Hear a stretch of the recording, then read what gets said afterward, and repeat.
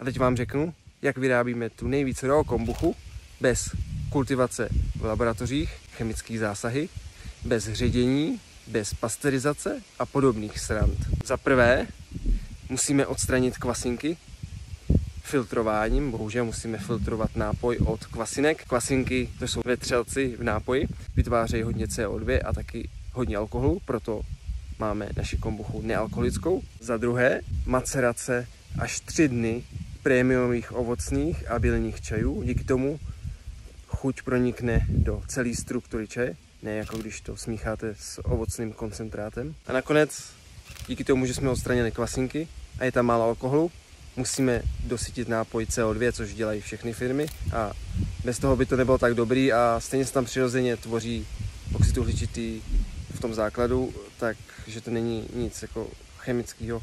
Lidi hodně často zaměňují tu živost za perlivost.